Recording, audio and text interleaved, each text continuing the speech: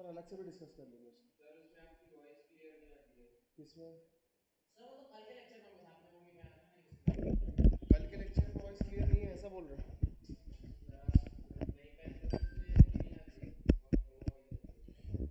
अरे यार कल तो पहना था यार मैं। किसी में भी वॉइस क्लियर नहीं है। हम्म, चलो ठीक है। सुनो मैं क्या बोल रहा हूँ, एक आइडिया दे रहा हूँ। देख लो लेक्चर, जितना समझा उतना ठीक है, जो नहीं समझा मार्किंग करके लेकर आओ, अपन एक दिन बैठेंगे फिर। या तो संडे को बैठ जाएंगे, जिस जिसको डाउट है संडे को डाउट सॉल्विंग सेशन कर लेंगे। चलता? चलो। चलो आ जाओ, rights and liabilities of an outgoing partner पे। जब तक ये वो नहीं आती तब तक ये ऐसे काम चला लो।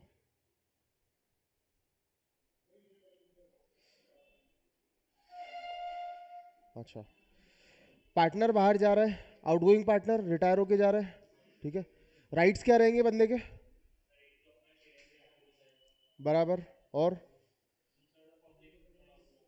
उसका एक राइट अपन ने ये भी देखे थे कि has the right to carry on the competing business. बाहर जाएगा तो सेम बिजनेस कर सकता है, लेकिन अगर आपने कोई कॉन्ट्रैक्ट कर लिया कि भैया आगे चल के कॉन्ट्रैक्ट आगे चल के बिजनेस नहीं करना, तो नहीं कर सकता, ठीक है। लेकिन उसका हक है करना, आपको अलग से एक्सप्रेस करना पड़ेगा, ठीक है। अच्छा देखो, मैं पढ़ रहा हूँ, सिर्फ सुनना। अगर मॉड्यूल में लिखा होगा वो चीज़ तो पढ़ना, वरना सिर्फ सुनना। An outgoing partner has the right to carry on business competing with that of the firm. आ रहा है आ रहा है आ रहा है, डोंट वरी, ठीक है। ठीक है, क्या हो गया, और कोई दिक्कत? सुनो, सुनते रहो बस। देखो, there are some restrictions on his activities in order to prevent unfair competition with the firm. These restrictions are, he may not use the firm's name. Same firm का नाम नहीं इस्तेमाल करना चाहिए उसने, ऑब्वियस सी बात है, क्योंकि फर्म से बाहर जा रहा है और वही फर्म का नाम इस्तेमाल करेगा तो कंपटीशन गलत हो जाएगा, लोगों को मिसलीडिंग होगा कि भैया यहाँ पे भी हल्दीराम है उधर पे भी हल्दीराम है, कौन सा वाला है असली है, हमको क्या पता, ठीक है। फिर दूसरा, he may not represent himself as carrying on the business on behalf of the firm. मतलब उसने निकलने के बाद भी ये बोल रहा है कि भैया मैं वो फर्म का ही पार्टनर हूँ अभी भी, वो नहीं चलेगा। ऑब्वियसली, ऑब्वियसली नहीं चलेगा, लेकिन वो ऑब्वियस है, लेकिन लिखना पड़ेगा अपने को, ठीक है। अच्छा, he may not solicit the customers. Solicit का मतलब? नहीं, अट्रैक्ट करना, ठीक है। तो he may not solicit the customers who are already dealing with the firm before he left the firm. Firm के एग्जिस्टिंग कस्टमर्स को तोड़ के इधर नहीं लाना चाहिए, ठीक है। खुद आ जाए तो बात अलग है, लेकिन वो जा जाके वहां पे बोल रहा है मैंने नई फर्म खोली है, इधर आओ। हाँ वो ठीक है, लेकिन अगर वो ये बोल के ला रहा है कि भैया पुरानी फर्म का ही सारा सामान इधर मिल रहा है, सब कुछ ऐसा सेम हो रहा है, ऐसा ऐसी चीजें बोल रहा है, तो वो गलत है। और वो खुद जा जाके कर रहा है, वो गलत है, ठीक है। सॉलिसिट करना, पुराने कस्टमर्स को आप सॉलिसिट करके इधर ला रहे हो, वो खुद आ रहे हैं बात अलग है, लेकिन अगर आप उनको फोर्स करके ला रहे हो तो अलग है। क्या? बता दो, लेकिन आप उनको फोर्स नहीं कर सकते, ठीक है, you can not force them. हाँ, रुक जाओ रुक जाओ रुक जाओ, मेरे को खत्म करने दो पहले, ठीक है। देखो, हाउएवर द फर्म में enter into a agreement with the retiring partner not to do so in the competing business, and then he will not carry on that competing business. This agreement will not be void and will be treated as an agreement in restraint of trade. समझा क्या? ये बोल रहा है कि भैया सारे partner, वैसे तो जो पार्टनर निकल रहा है उसको अलाउड है बाहर जाके बिजनेस करना, सेम जूते की दुकान है तो जूते की दुकान खोल सकता है। लेकिन अगर सारे पार्टनर्स बोलते हैं कि भैया तू आगे चल के 5 साल तक ये दुकान नहीं खोलेगा जूते की, देखो बाकी जो दुकान खोलना है खोल ले, ठीक है। सो एक्चुअल में व्हाट इज दिस कॉन्ट्रैक्ट और अग्रीमेंट, ये क्या हुआ? This is in restraint of trade. Restrain of trade, restrain का मतलब रोकना, ट्रेड करने से रोकना। मैं कोई भी ट्रेड करने से रोक रहा हूं, अलाउड है क्या? नॉर्मल कोर्स में अलाउड नहीं है, ठीक है। इंडियन कॉन्ट्रैक्ट एक्ट और सेल ऑफ गुड्स बोलते हैं कि बोले ये सब अलाउड नहीं है, आप किसी को धंधा करने से रोक नहीं सकते, कोई भी हो, ठीक है। लेकिन इस सिनारियो में मैं रोक रहा हूँ, लेकिन इस सिनारियो में एक एक्सेप्शन ये है कि मैं फर्म से निकलने वाले पार्टनर को बोल रहा हूँ कि भैया तू ये धंधा नहीं करेगा, so this is allowed, this is valid. ये एक रिस्ट्रेन ऑफ ट्रेड है जो वैलिड है। ठीक है, नहीं नहीं नहीं, अगर फर्म के पार्टनर्स अलाउ नहीं कर रहे हैं तो आप नहीं कर सकते, कुछ भी हो जाए, कोई भी, कुछ भी हो जाए, कुछ भी हो जाए, कुछ भी हो जाए, कुछ भी हो जाए, कोई फर्क नहीं पड़ता। तू एक्सपर्ट होगा, तू गांव का एक्सपर्ट होगा, कोई टेंशन नहीं है, लेकिन नहीं कर सकता, नहीं कर सकता, पॉसिबल ही नहीं है। और कोई सवाल? पॉसिबल ही नहीं है, लेकिन जो करना है कर ले, कोर्ट में जाके लड़ ले, जो करना है कर ले। मेरे को एक बात बताओ, तुम फर्म से निकल रहे हो, फर्म ऑलरेडी वो धंधे में है, तुमको क्यों जाके बगल में वो धंधा खोलने देगी? क्यों?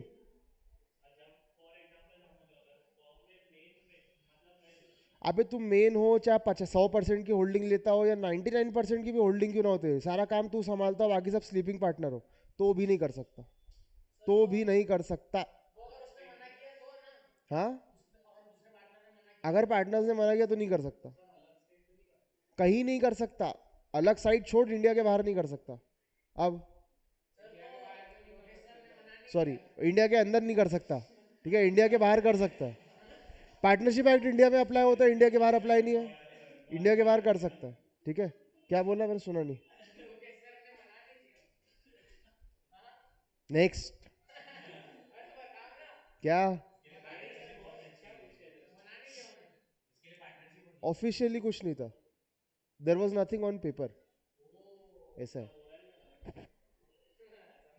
ठीक है, इसलिए वो चलता है। अच्छा सुनो, सेकेंड पॉइंट है right to share in subsequent profits. Right to share in subsequent profits in certain cases. ऐसे कौन से केसेस है जो सब्सिक्वेंटली प्रॉफिट में आउटगोइंग पार्टनर अपना शेयर ले सकता है? सुनना, in case the accounts of an outgoing partner continue to remain unsettled, मतलब अभी तक आपने उसका पैसा लौटाया नहीं है, उसके निकलने के बाद भी अभी तक आपने उसका पैसा नहीं लौटाया है, ठीक है, the remaining partners continue to run the business, such a partner is entitled to receive a share of his profit or interest at the rate of 6% on the amount of his share on the firm. क्या हो गया? हाँ, समझा ये? सुनते ही नहीं हो, तुम्हारी दिक्कत ही है। तू इधर आके बैठ, तेरी परेशानी है बहुत।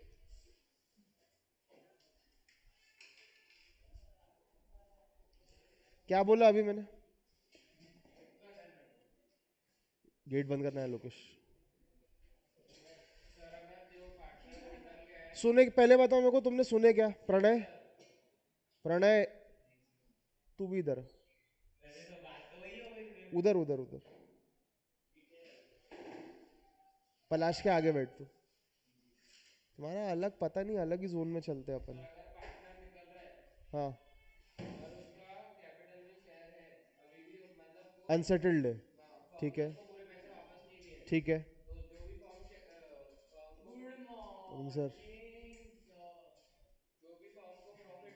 हाँ, ठीक है, ठीक है। हाँ, एक बस 15-20 मिनट में, 15-20 मिनट में खत्म करते हैं। ठीक है, मैं समराइज कर रहा हूँ, सुनो। प्रणय, नाखून बाद में निकाल लेना, इधर देख। या मैं आउटगोइंग पार्टनर हूँ, तुम लोग फर्म हो, ठीक है, तुम लोगों ने मेरा पैसा अभी तक नहीं दिया, ठीक है, भले शेयर इन प्रॉफिट्स हो, भले मेरा कैपिटल का हिस्सा हो, तुमने नहीं दिया मेरे को, ठीक। हो सकता है कि तुम्हारे पास उस समय कैश की अवेलेबिलिटी नहीं है, हो सकता है तुम्हारे पास बैंक अकाउंट में उस समय पैसे नहीं है, ठीक है, तो तुमको ब्याज के साथ देना पड़ेगा, that is 6% of interest. Simple सा हिसाब है, कॉम्प्लिकेट मत करो इसको, सिंपल चीज़ है एकदम। मैं जा रहा हूँ, तुमने मेरे पैसे अभी तक नहीं दिए, तो जितने दिन तक तुम पैसे नहीं दोगे, 6% पर एनम के हिसाब से देना है, पर एनम, मंथली मत गिन लेना भाई, ठीक है। अच्छा, देखो, liability of an outgoing partner,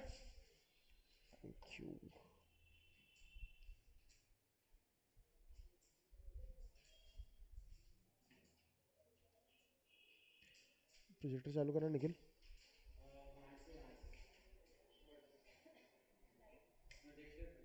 हाँ या श्योर, लाइट भी बंद कर दूँ?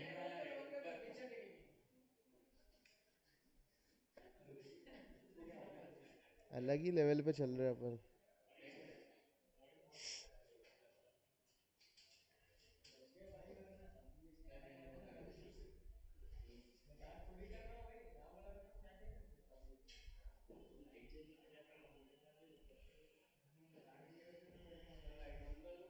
हाँ बंद कर दे, लाइट लाइट बंद कर दे।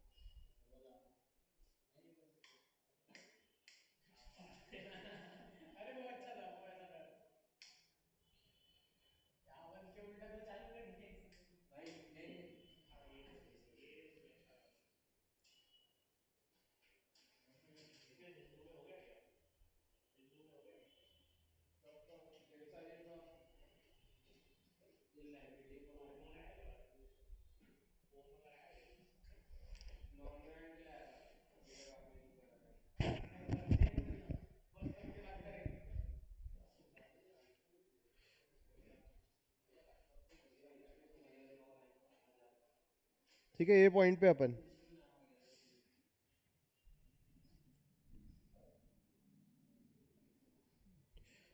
सब देख रहे क्या? भाई तू क्या करता क्या रहता है दिन में, समझ ही नहीं आता मेरे को सही में। तू फोन इधर रख। और किसका है? कौन आड़ा टेढ़ा फोन इस्तेमाल करता है? नहीं, बाकी सब ठीक है, तू इधर रख फोन। इधर इधर इधर। और दूर और दूर। हाँ, तेरी रीच से दूर रहना चाहिए बस। फोन ही दे दिला। छोड़ दे, छोड़। चलो, ये अपने राइट से पार्टनर के बाहर जाने वाले कितने देखे? Right to carry on competing business, वैसे तो उसका राइट है, लेकिन अगर पार्टनर्स ने बोल दिया कि नहीं कर सकता तो नहीं कर सकता, ठीक है। दूसरा राइट है उसका, right to share in subsequent profits, ठीक है। जो उसके प्रॉफिट हो चुके हैं उसका वो शेयर लेगा बाद में। डन। हाँ। नहीं। ठीक है। अच्छा, रुक जा। मतलब मैं कितना भी कोशिश कर लूँ कि मैं आज इतना करूँगा, पॉसिबल ही नहीं है। इतने परम्यूटेशन कॉम्बिनेशन, मतलब सर ये होगा तो कैसा होगा, सर ये इसका क्या होगा, सर मैंने अगर कोर्ट में प्रूफ कर दिया तो क्या होगा, सर अगर मैं ये बता दूं, मैं कहीं से भी लेकर आ जाऊं कि सर ऐसा हो सकता है तो क्या होगा। बहुत अच्छी बात है, बहुत अच्छी बात है, लेकिन तब जब भैया क्लास के बाद पूछो, तुम क्लास के बीच में एकदम, नहीं नहीं नहीं, 2,000 रुपये घंटा चालू नहीं होता मेरा, ठीक है। 2,000 रुपये घंटा कब होगा? जब तुम टॉपिक से बाहर जाओगे, ठीक है। टॉपिक पे रहो ना, टेंशन क्या है। चलो, मजाक करो। चलो देखो, ये अपन ने राइट्स देखे, लाइबिलिटी देख लेते फटाक से, छोटी सी है। देखो, liability for the act done before living the firm, ये अपने को पता है, फर्म छोड़ने के पहले तक जितनी भी चीज़ें उसने करी है, जितनी भी लाइबिलिटी है वो उसकी है, ठीक है। Liability for acts done after living the firm, ये वाला तो मैं पढ़ नहीं रहा हूँ क्योंकि ये वो है, रिपीटेड है, ठीक है। ये देखो, in case of a retirement of a partner, a public notice is essential to this effect. If it is not given, the retiring partner will continue to be liable to the third party, ये अपने को पता है। Even after the retirement, retire हो गया उसके बाद भी अगर पब्लिक नोटिस नहीं दिया तो ऑब्वियस सी बात है, लाइबल है, ठीक है। अब public notice is not essential in case of a sleeping and deceased partner who is not known to be a partner, इसका एक रीजन बताना मेरे को। यस यस यस, सिंस वो जो पार्टनर है वो ऑलरेडी किसी को पता ही नहीं है, तो लोग उसके भरोसे पे क्या करेंगे? कोई ट्रांजैक्शन उसके भरोसे पे हो रहा है क्या? ऑब्वियस सी बात है नहीं, क्योंकि किसी को पता ही नहीं है कि वो पार्टनर है, ठीक।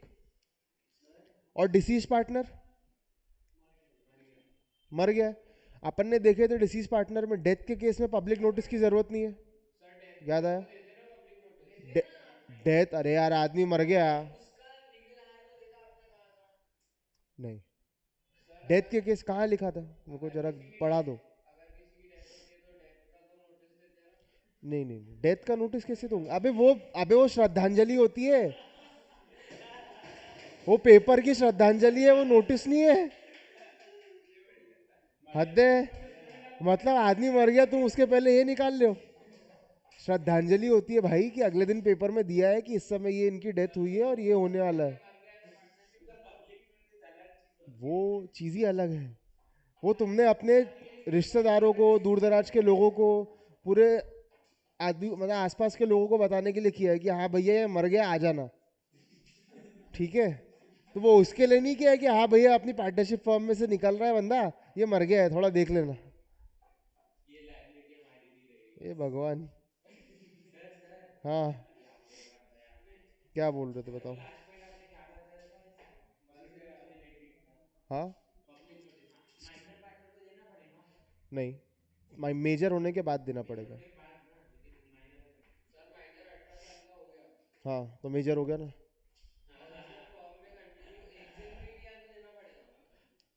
तो माइनर वाले उसमें था नहीं क्या? माइनर कौन समझा रहा है? हाँ, क्लियरली समझना चाहिए तेरे को, बता।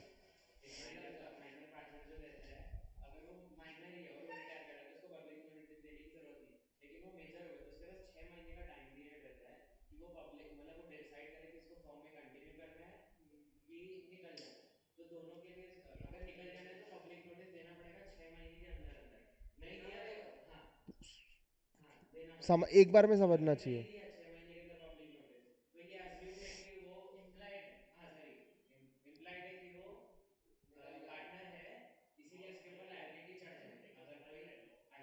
ठीक है, चलो एक को तो समझ रहा है, सुन फिर से बता देता हूँ। पार्टनर माइनर जब निकल रहा है, ठीक है, मेजर हो गया बंदा, उसके पास 6 महीने का टाइम पीरियड है जब वो डिसाइड कर सकता है कि मेरे को फर्म में रहना है कि मेरे को जाना है। ठीक है, अगर वो ये डिसाइड करता है कि मेरे को फर्म में रहना है तो उसको नोटिस देना पड़ेगा। अगर वो ये डिसाइड करता है कि मेरे को फर्म से जाना है तो भी नोटिस देना पड़ेगा। ठीक है, अगर वो 6 महीने तक डिसाइड ही नहीं कर पाता कि उसको करना क्या है, तो 6 महीने के खत्म होने के तुरंत बाद it will be considered, it is implied कि he is a partner of that firm in full. मतलब मेजर सारी लाइबिलिटीज 6 महीने के बाद से उसकी चालू हो जाएगी। नहीं कर सकते, मेजर होने के बाद ही डिसीजन है। माइनर में तो ऑलरेडी कंटिन्यूड है यार, माइनर में तो ऑलरेडी पार्टनर है ही वो। क्या फर्क पड़ता है, माइनर को कैपिटल डालने की जरूरत थोड़ी ना है। अपन ने पहले ही देखे कि सिर्फ पार्टनर इन प्रॉफिट्स है वो। ठीक है, पार्टनर इन प्रॉफिट्स है, उसको हिस्सा आता रहेगा। जब वो मेजर हो जाएगा तब उसको ये सब चीजें एप्लीकेबल होंगी। उससे क्या फर्क पड़ता है? हाँ। उस समय उसका रिवैल्यूएशन होगा ना, उस समय उसको शेयर देना पड़ेगा। ठीक है, पब्लिक नोटिस तो देना ही पड़ेगा 100%। उसके बिना सवाल ही नहीं आता कोई चीज का। चलो चलो चलो, कॉन्सिक्वेंसेज ऑफ डिसोल्यूशन। डिसोल्यूशन मतलब बंद होना। तू भी इधर रखा के। Rights and liabilities of the partners on dissolution. उधर। हाँ, better, very nice, I appreciate it. अच्छा, पार्टनर डिसोल्यूशन हो रहा है, सारे पार्टनर्स के क्या राइट है फटाक से देख लेते हैं। देखो, right to have the business wound up, business को खत्म करना, वुंड अप मतलब बंद करना, वाउंड अप वुंड अप। ठीक है, अब एक्सप्रेशन पे मत जाओ, समझो। हाँ, समेटना, क्या बात है, वाह। ठीक है, देखो, a partner has a right to have a business of the firm wound up and the debts of the firm settled out. सारी प्रॉपर्टी बेच के सेटल आउट कर सकता है फर्म की डेट्स। ठीक है, and to have surplus distributed among the partners. Obvious सी बात है, एक्स्ट्रा अपने पास बच गया तो सारे पार्टनर्स में वो रेशियो में डिस्ट्रीब्यूट होगा। ठीक है, continuing authority of the partners for the purpose of winding up. Continuing authority, कौन कौन सी अथॉरिटी उनके पास उस समय भी रहेगी वाउंड अप होने के बाद। ठीक है, partners authority to act for the firm and to bind their co partners continues even after the dissolution of the firm for two purposes. ठीक है, मतलब दो चीजों में ऐसे रहेगा कि बंद होने के बाद भी वो दो चीजों में जिम्मेदारी इनकी रहेगी। ठीक है, कौन सी? To wind up the affairs of the firm, for example recovering money from the debtors. वसूलना है अपने को, ठीक है, तो उसकी जिम्मेदारी तो अपनी है, उसमें से बच नहीं सकते। क्या? अगर आप दे सकते हो तो ठीक है, नहीं रिकवर हो रहा है आप कर सकते हो। किसने बोला आप नहीं कर सकते? रिकवर तो कर ही सकते हो ना। ठीक है, फिर सेकंड वाला, to complete the transaction begun but unfinished at the time of dissolution. ये थोड़ा सा देखना, इसका एक एग्जांपल दे सकते क्या मेरे को? To complete a transaction begun before dissolution. हाँ, वो भी बोल सकते हो, करेक्ट। सेल्स हो गई थी, पैसा आना बचा है, तो ट्रांजैक्शन पूरा होना बचा है। ठीक है, या तो मैं बोल सकता हूँ कि मैं किसी को एक कंटिन्यूस सर्विस दे रहा था, समझ लो मैं क्लासेस ले रहा हूँ, कोचिंग बंद हो गया बीच में इंस्टीट्यूट, लेकिन मेरा सर्विस तो देना बचा है ना, तो मैं तो वो सर्विस कंप्लीट करूंगा ही करूंगा। यस यस, अकाउंटिंग ईयर नहीं, मेरे को वो सर्विस कंप्लीट करनी पड़ेगी। अकाउंटिंग ईयर ईयर का कोई इससे कनेक्शन ही नहीं है। मैं साल के बीच में भी फॉर्म बंद कर सकता हूँ, मैं कभी भी फॉर्म बंद कर सकता हूँ। यस, मेरे को पूरी सर्विस खत्म करनी है, ट्रांजैक्शन कंप्लीट होना है, फाइनेंशियल ईयर से कोई लेन देन नहीं है इसका। Yes yes 100%। अगर अपन ने पैसे ले लिए सामने वाले से, 1 महीने बाद डिलीवरी देना था, फर्म अपनी बीच में बंद हो गई, तो डिलीवरी तो देंगे ही अपन, उससे अपन बच नहीं सकते। ठीक है, वो तो देना ही देना है। ठीक है। अच्छा, right to share in personal profits. कौन से पर्सनल प्रॉफिट्स की बात कर रहे हैं? पर्सनल प्रॉफिट्स जो अलग मैंने बिजनेस के नाम पे कहीं अलग से कमा लिए, या कुछ सीक्रेटली मनी अर्न कर लिया मैंने कहीं और से फर्म के नाम पे। अब पता पड़ा इसलिए तो अपन ये पॉइंट पे आ रहे हैं। ऑब्वियसली सीक्रेट था, मतलब पहले नहीं पता था, बाद में पता पड़ा। मतलब मेरे को ये कैसे पता पड़ेगा कि तूने कुछ छुपाया है? जब मेरे को ऐसा लगेगा कि तूने कुछ छुपाया, that is why it is a secret ना। मतलब मीन्स आई नो कि तू कुछ छुपा रहा है। मेरे को पता है कोई, सी सी, राज का होना, राज का होना और राज का पता होना दो अलग चीजें हैं। अगर मेरे को पता है कि तू कुछ छुपा रहा है, तो आई नो अ सीक्रेट कि भैया तू कुछ तो छुपा रहा है। लेकिन अगर मेरे को यही नहीं पता है कि तू कुछ छुपा रहा है, तो सवाल ही नहीं आता ना इसका। बहुत ही नॉनसेंस ही चीज है अपन जो डिस्कस कर रहे हैं इस वक्त। हाँ, सब में बटेगा सर, सब में बटेगा ऑब्वियसली यार। सुनो, हाउ, आ जाओ सुनो, पढ़ने दो यार। मतलब मेरे को ऐसा लगता है पेपर में ना क्वेश्चन आएंगे ना, अभी जो मैं टेस्ट लूंगा उसमें तुम क्वेश्चन जब सॉल्व करोगे ना, तो मेरे को बहुत दिमाग लगाना पड़ेगा हर एक को चेक करने में। तुम लोग ऐसे ऐसे अजम्पशन लेकर आओगे कि मेरे को लगेगा यार ये तो मैं पहली बार देख रहा हूँ जीवन में। है, तुम अपने अपने लॉ बनाओगे। देखो, every partner has a right to share in any secret profits derived by any partner under the transaction carried out in the firm, or by the use of property or business connection of the firm after the dissolution but before winding up. इसका फर्क बताना।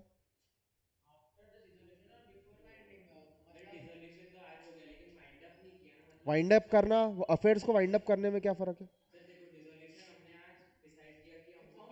हाँ ठीक है, अपन ने application, dissolution मतलब अपन ने court में एप्लीकेशन डाल दी कि भैया अपन फॉर्म बंद कर रहे हैं। ठीक है। हाँ हाँ, यस, एसेट, एसेट्स थोड़े बहुत बेचने बचे हैं, या पैसा रियलाइज होना बचा है, या क्रेडिटर्स से पैसा देना बचा है। यस, मतलब थोड़ी बहुत चीजें बची है अभी भी। तो कंप्लीट वाइंड अप कब होगा? जब तुम्हारे सारे एसेट्स और लाइबिलिटीज क्लियर हो जाएंगे। ठीक है, जब तुम्हारी बैलेंस शीट नील हो जाएगी, तब तुम्हारा वाइंडिंग अप कंप्लीट हो जाएगी। करेक्ट। चलो, right to have premium return on premature dissolution. Premature dissolution मतलब समय से पहले डिसॉल्व हो गई। ऐसे कब कब कौन से सिनेरियो में हो सकता है? एट विल में तुम प्री मेच्योर डिसोल्यूशन कर सकते हो क्या? हाँ, कैसे?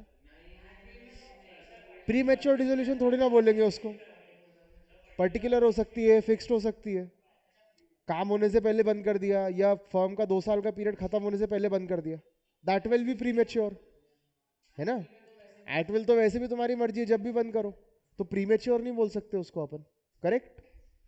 चलो, यस यस, देखो, where a partner has paid a premium or a goodwill on entering into a partnership for a fixed term and the firm is dissolved before the expiry of the term, he shall be entitled to repayment of the whole or reasonable part of the premium.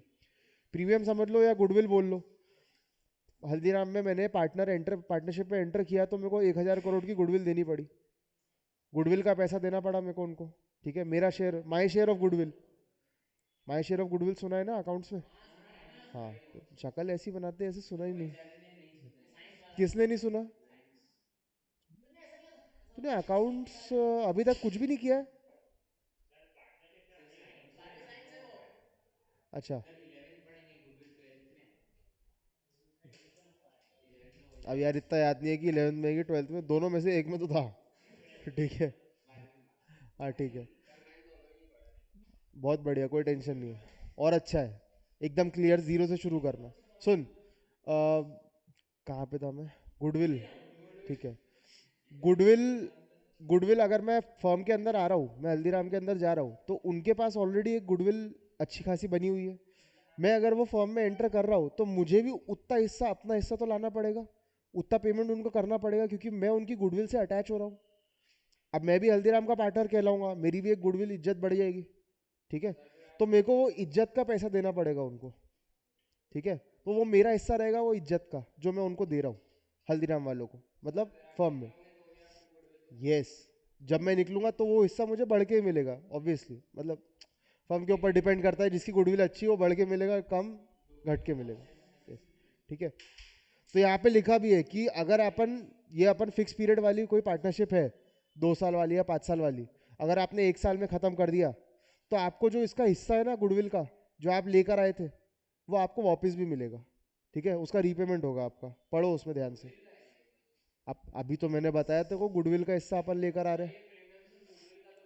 Premium को या तो goodwill बोल ले या तो कोई और शब्द से बोल ले, वो रहेगी प्रीमियम ही। ठीक है, प्रीमियम का मतलब क्या होता है? नहीं, मेरे को प्रीमियम का मतलब बताओ, अंग्रेजी मतलब बताओ। नहीं। हाँ, काय का शेयर? मेरे को सिर्फ गुडविल गया भाड़ में।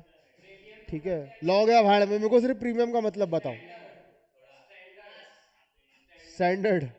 ठीक है, मेरे हिसाब से प्रीमियम का मतलब होता है कि भैया अगर मेरे हिसाब से प्रोजेक्टर की वैल्यू 10,000 है और अगर मैं इसके 20 भर रहा हूँ, तो मेरे हिसाब से मैं इसके 10,000 रुपये का प्रीमियम भर रहा हूँ। मेरे हिसाब से इसकी वैल्यू से ज़्यादा भर रहा हूँ मैं। निकाल लो उससे चार्जर। ठीक है, इंश्योरेंस प्रीमियम इसलिए बोलते हैं क्योंकि आप वो हर साल उस चीज़ के लिए भर रहे हो। आपका अगर 5 लाख की पॉलिसी है, ठीक है, हर साल आप एक 10,000 की एक्स्ट्रा ही वैल्यू भर रहे हो। आपको तो कोई भरनी नहीं चाहिए कायदे से, आप भर रहे हो। ठीक है, why are you paying this? कभी ना कभी वो इस्तेमाल होगी। ठीक है, यू डोंट नो कब, लेकिन होगी। ठीक है, इसलिए उसको प्रीमियम बोल रहे हैं। शेयर प्रीमियम क्यों बोलते हैं उसको? 10 रुपए की फेस वैल्यू रहती है, फेस वैल्यू 10 रुपए की रहती है। आप प्रीमियम उस पर बोलते हो कि 2 रुपए या 10 रुपए का एक्स्ट्रा प्रीमियम चार्ज कर रहे हैं, ऑब्वियसली।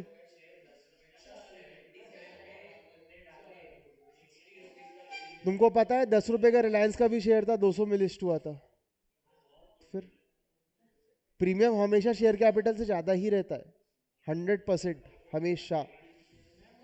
यार ये चार्ज नहीं हो पाएगा, कनेक्शन लंबा नहीं होता। नहीं नहीं, चलो चलो, सब बराबर है, चलो चलो चलो, सब बराबर है, आओ बैठो। 10% बहुत है, अपन पढ़ लेंगे, चलो। एग्जाम्पल पढ़ो फटाक से। ए फोन, फोन कहाँ चले गए यहाँ से? हाँ चलो बढ़िया, मैं देखा, मैंने एकदम से गायब हो गए। चलो एग्जाम्पल, एग्जाम्पल फटाक से। अरे आ जाओ।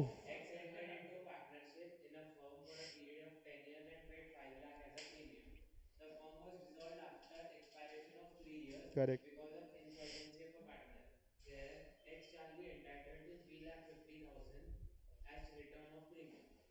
10 साल की पार्टनरशिप के लिए उसने 10 लाख दिए थे, 5 लाख दिए थे।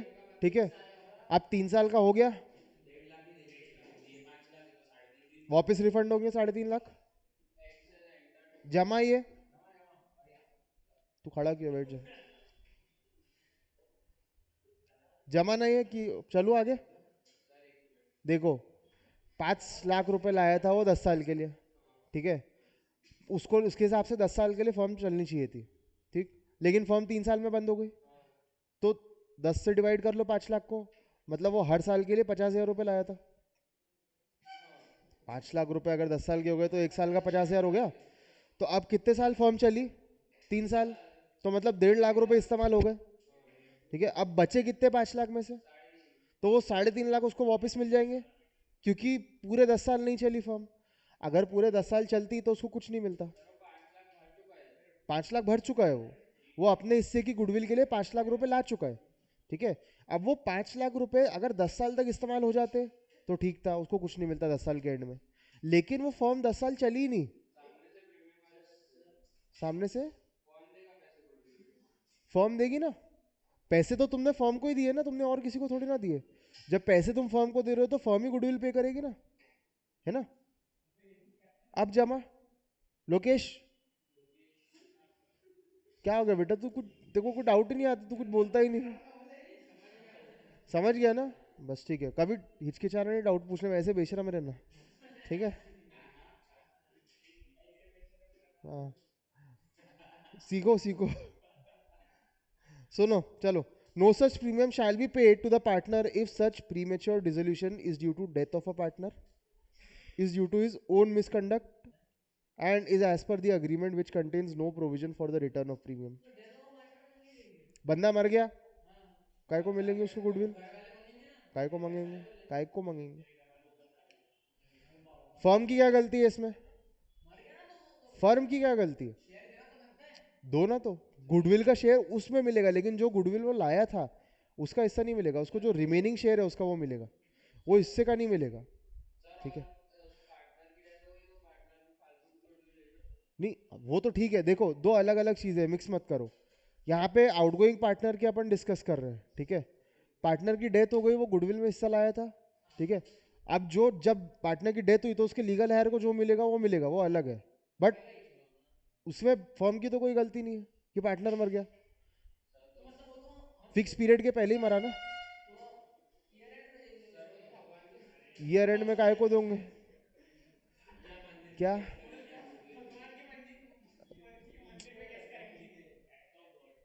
भाई थोड़े पिक्चरें कम देखो। ये तू यार, तू फिर पिक्चरों पे आ गया। वो मैं I am not even going to discuss that question, ठीक है?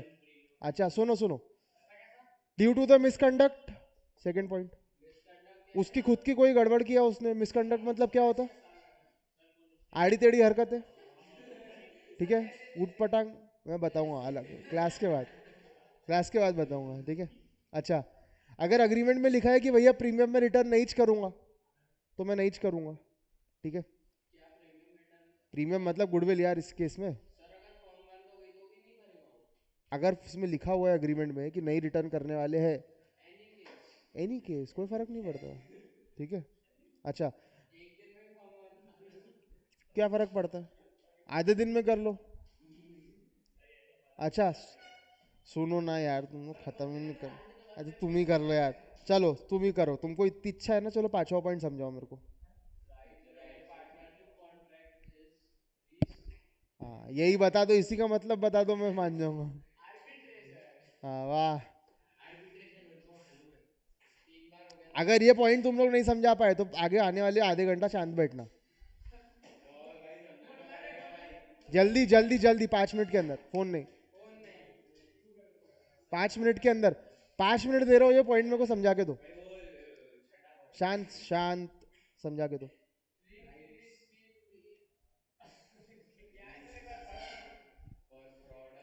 अच्छा चलो, डिसाइडेड का मतलब कैंसल्ड होता है, ये बता दे रहा हूँ, अब समझो। कैंसल्ड,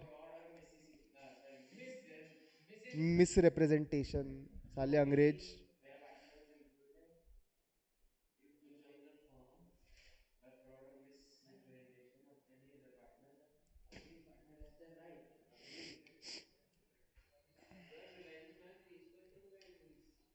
ओए ओए ओए ओ।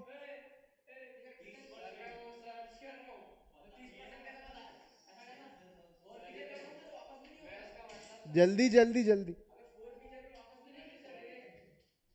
तुम्हारे 2 मिनट बचे। 2 मिनट बचे, 2 मिनट बचे, मेरे को नहीं पता, जितना बोलोगे चलेगा।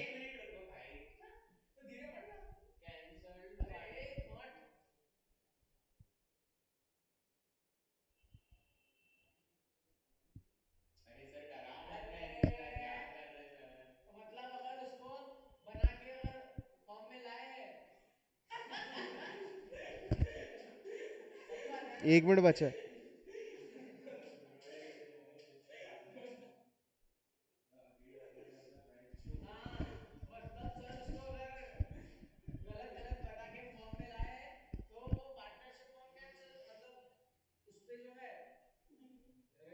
पहले पूरा पढ़ लो। हाँ, एक साथ समझाओ।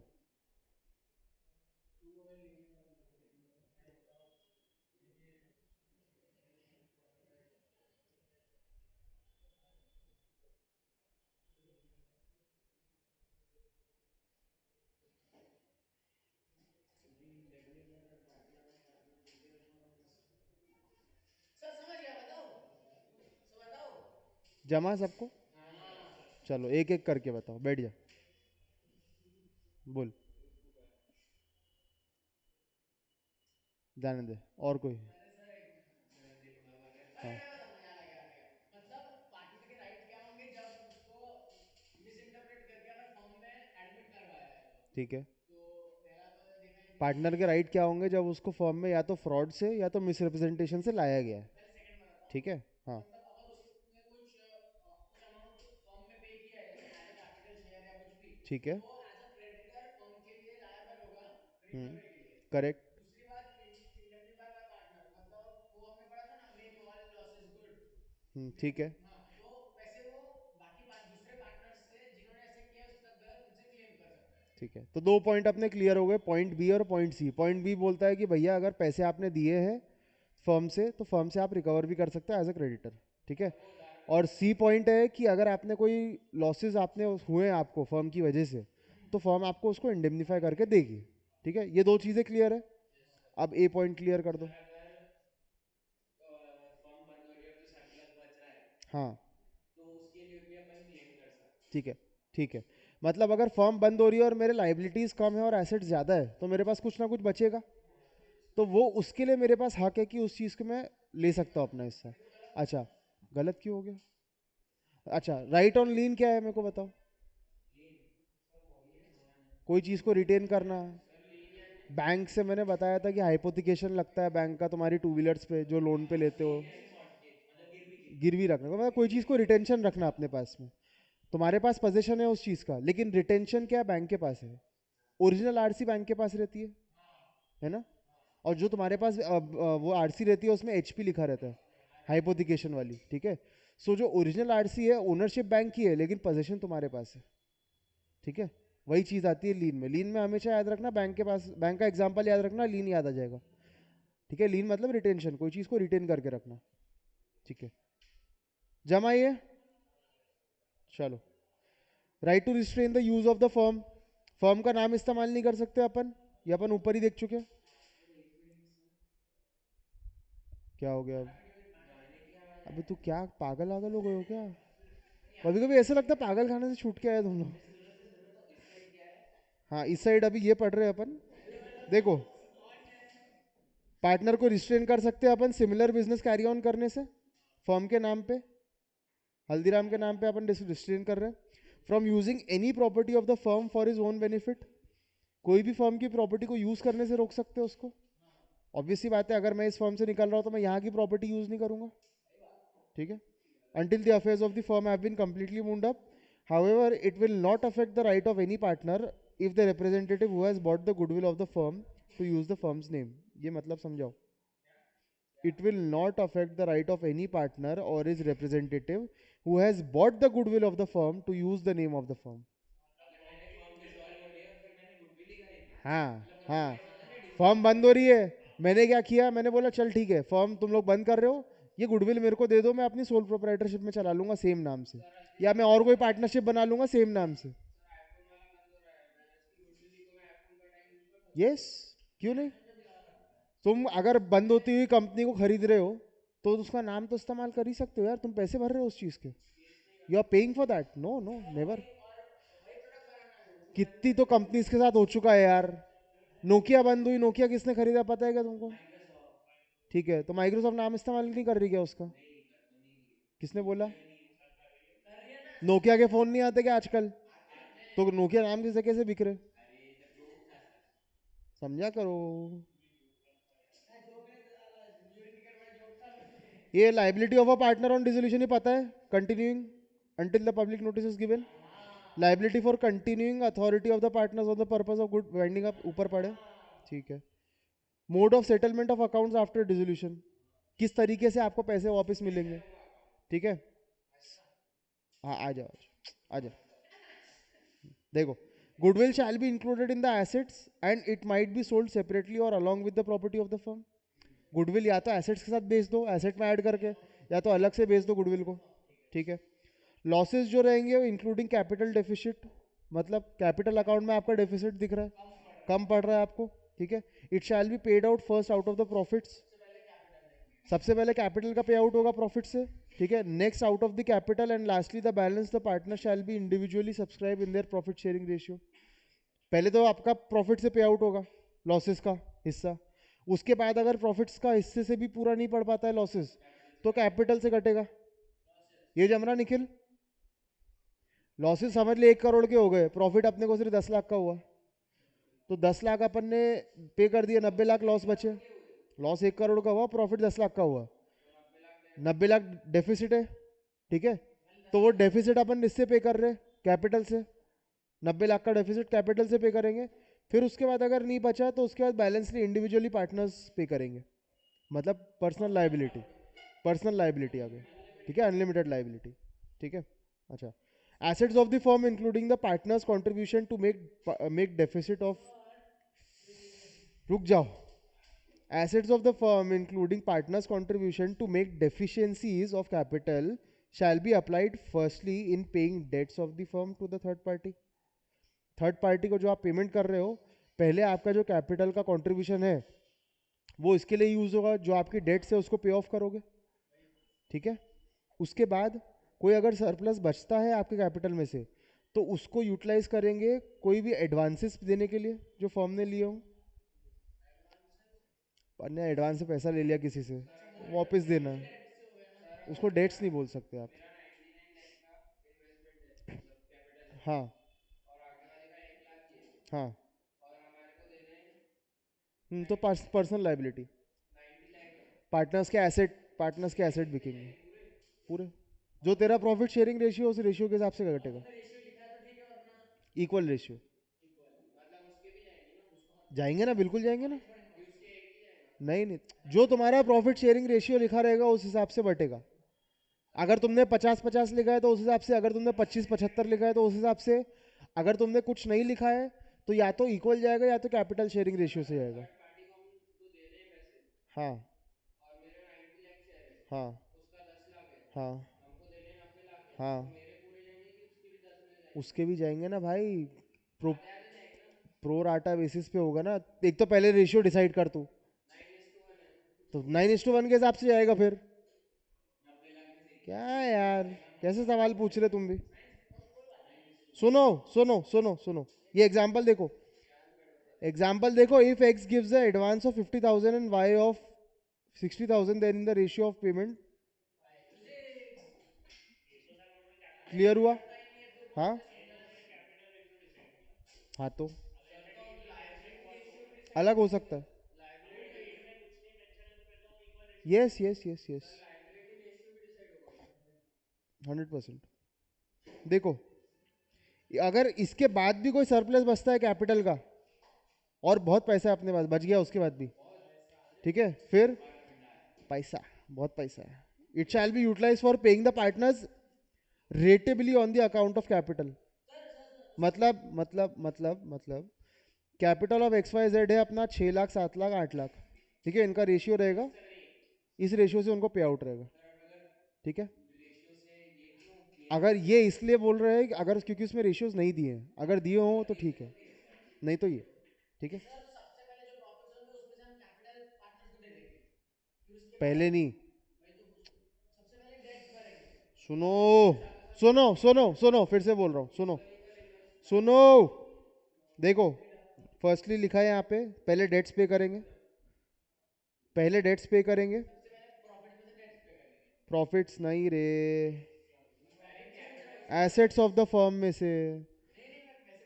हाँ ठीक है. अगर देखो, अभी अपन एसेट्स ऑफ द फर्म की बात कर रहे हैं, फर्म के एसेट्स अपन लिक्विडेट कर रहे हैं, उसमें से सबसे पहले अपन डेट्स पे करेंगे थर्ड पार्टी के. ठीक है. उसके बाद अपन अगर कुछ बचा रहा तो उसके बाद सारे पार्टनर्स के एडवांसेस पे करेंगे जो फर्म ने लिए होंगे. ठीक है. उसके बाद अगर और कुछ बच रहा है तो फिर अपन उसको यूटिलाइज करेंगे पार्टनर्स के अकाउंट ऑफ कैपिटल पे ऑफ करने के लिए, कैपिटल अकाउंट में जो भी बच रहा है उसको पेमेंट करने के लिए. उसके बाद भी अगर कुछ है, ठीक है, तो अपन अपन उसको पार्टनर्स में बांटेंगे प्रॉफिट शेयरिंग रेशियो में. मतलब कैपिटल भी पे कर दिया अपन ने एसेट्स, डेट्स पे कर दी. सबसे पहले डेट पे करी, फिर एडवांसेस पे करे, फिर उसके बाद अपन ने कैपिटल का पेमेंट भी कर दिया पार्टनर्स का. उसके बाद भी कुछ बचा तो वो पार्टनर्स को डिविडेंड के तौर पे दे देंगे. सर, तो वो जो डिविडेंड रहेगा, हाँ. अगर पीएसआर मेंशन नहीं है हाँ. तो कैपिटल में करेंगे या इक्वल? अगर पीएसआर मेंशन नहीं है तो इक्वल में रहेगा। कैपिटल रेशियो यार कई जगहों पे कैपिटल रेशियो चलता है, कई जगह पे नहीं चलता है, कई जगह पे इक्वल चलता है। ठीक है, act is silent about this. Act बोलता है कि इक्वल ही होता है नॉर्मली। ठीक है। अच्छा, in case of a partner is insolvent nothing is recoverable from him, then the deficiency of such a partner is borne by the solvent partners. अपन साथ में से एक बंदा इंसॉल्वेंट हो गया, इंसॉल्वेंट हो गया, क्या कर सकते हो? अबे तो वो कैसे भरेगा? ऐसा नहीं होता। तुमने पार्टनरशिप में तुम एंटर कर रहे हो, लिमिटेड अनलिमिटेड लाइबिलिटी है, तुम्हारी गलती है। ठीक है, हाँ पता है, हो जाएगा उसके पहले। अगर प्रैक्टिस कम कर दो धीरे धीरे हो जाएगी। नहीं दिखेगा नहीं सर, उससे अच्छा अरे अब प्रोजेक्टर से फर्क नहीं पड़ता भाऊ, उसमें सर को फर्क पड़ेगा। ठीक है चलो, मतलब एक बंदा इंसॉल्वेंट हो गया, उसके पैसे बचे हुए लोगों को देने पड़ेंगे। ठीक है, गलती भले ही उनकी नहीं है, लेकिन वो पार्टनरशिप में एंटर कर रहे हैं, मतलब अनलिमिटेड लाइबिलिटी है, गलती कर रहे हैं। ठीक है, सामने वाला इंसॉल्वेंट हुआ, उससे उनको कोई फर्क नहीं पड़ता, पेमेंट तो करना ही पड़ेगा। ठीक। अच्छा, यस, देखो payment of the firm debts and separate debts, firm की डेट और सेपरेट डेट्स भी हो सकती है। ठीक है, where the dates of the firm as well as individual dates of the partners, then the following rule is applicable। ये important point है, इस पे क्वेश्चन बनता है। फर्म की डेट्स भी है और इंडिविजुअल पार्टनर्स की भी डेट है। ठीक है, हाँ, नहीं, बता तो उसका भी, वो पेपर के पहले मैं तुमको एक क्लास ऐसी लूंगा जिसमें मैं डिस्कस करवाऊंगा तुमको। ठीक है, देखो, just I am getting over in 2 minutes. ठीक है, the property of the firm first shall be utilise in the payment of the debt of the firm. सबसे पहले अपन फर्म की डेट क्लियर करेंगे, फिर उसके बाद अगर कुछ सरप्लस बचता है तो अपन उसको इंडिविजुअल डेट्स पेमेंट करने में यूटिलाइज करेंगे। पहले फर्म का पेमेंट, फिर इंडिविजुअल पेमेंट, ये दो चीज़ें याद रखने लायक है और कुछ नहीं। ठीक है, सुनो, इंडिविजुअल प्रॉपर्टी अगर कोई है पार्टनर की, तो it shall be first applied for the payment of individual debts. यहाँ प्रॉपर्टी फर्म की थी, इसलिए फर्म की डेट्स पहले पे कर रहे थे। यहाँ प्रॉपर्टी इंडिविजुअल है, इसलिए यहाँ इंडिविजुअल डेट्स पे कर रहे हैं। दोनों केस में, दोनों दोनों सिनेरियो में फर्क समझो। सुनोगे नहीं तो क्या होगा? इंडिविजुअल डेट्स और फर्म की डेट्स दो अलग अलग डेट्स हो सकती है। ठीक है, अब अगर उन डेट्स को पे ऑफ करना है, ठीक है, तो अगर फर्म की प्रॉपर्टी है, फर्म की प्रॉपर्टी से आप लिक्विडेट करके वो डेट्स पे कर रहे हो, तो सबसे पहले फर्म की डेट्स पे ऑफ होंगी, फर्म के एसेट्स अगर लिक्विडेट हो रहे हैं तो। ठीक है, पहले फर्म की डेट्स पे होगी, अगर उसके बाद कुछ बचा तो इंडिविजुअल डेट्स पे होगी। ये क्लियर है? ठीक है, अगर आप इंडिविजुअल प्रॉपर्टी को बेच रहे हो पहले, ठीक है, तो सबसे पहले इंडिविजुअल डेट्स क्लियर होंगे। इंडिविजुअल मतलब पार्टनर की डेट। अगर आप सिंगल पार्टनर की प्रॉपर्टी बेच रहे हो तो पहले वो पार्टनर की इंडिविजुअल डेट क्लियर होगी। अगर मैं एक बैलेंस शीट बनाऊं, क्योंकि फर्म के नाम पे भी उठाया उसने, फर्म के नाम से पर्सनली उठाया, फर्म के नाम से पर्सनली उठाया। ठीक है, ये पार्टनर ए है, इसकी 1 लाख की डेट है। ठीक है, और फर्म का जो कैपिटल है उसमें 2 लाख नहीं, इधर समझ लो सबकी जो कॉमन डेट है, कॉमन डेट है 3 लाख रुपए की। ठीक है, अब इसमें अगर ये प्रॉपर्टी मैं एक ही बेच रहा हूँ, अगर वो एक ही ओनरशिप की प्रॉपर्टी है, तो पहले मैं ये 1 लाख क्लियर करूंगा, फिर मैं ये 3 लाख क्लियर करूंगा। ठीक है, अगर मैं फर्म की प्रॉपर्टी बेच रहा हूं तो पहले ये 3 लाख क्लियर होगा, फिर ये 1 लाख क्लियर होगा, अगर कुछ बचा तो। Yes yes yes. ठीक है,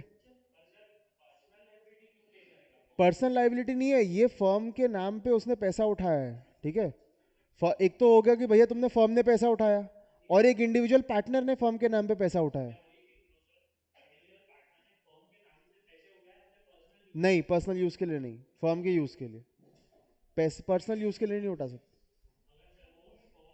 अगर आप पर्सनल यूज के लिए उठाओगे तो वो तो आपकी कैपिटल में ऐड हो जाएगा, वो यहाँ पे कैसे आएगा? ठीक है, चलो, चलो, we are completed with our partnership act. ठीक है, नाउ कल तुमको नोट्स मिलेंगे, सुन लो ना, तुम कितनी जल्दी रहती है। प्रिपेयर करो, मार्किंग करो पहले. Your first step when you get the notes is marking. Marking करो खुद की. सर तो आप भेज देना ना पीडीएफ. ये पीडीएफ में पीडीएफ नहीं भेजता हूँ मैं. मार्किंग कर लेना, मैं मार्किंग वाला पीडीएफ भेज दूंगा तुमको. सर मार्किंग वाला ही होना, इसमें भी मार्किंग वाला. या तो देख लेना लेक्चर में तो मार्किंग दिख जाएंगे ना तुमको. सर लेक्चर इतना 1 घंटे का. तुम फॉरवर्ड करके देखे, तुमको सिर्फ मार्क ही तो करना है. सर फॉरवर्ड नहीं होता ऐसे. अबे 2x स्पीड पे चलाना ना. फॉरवर्ड नहीं होता. फॉरवर्ड होता है ना. सर नेट भी बहुत लगता है. क्या लगता है? टाइम तो. चलो ठीक है, सुनो सुनो. जिसको मार्किंग में दिक्कत हो रही है उसको मैं साथ में बैठा के मार्किंग करवा दूंगा, लेकिन पहले खुद से करके आओ. ठीक है.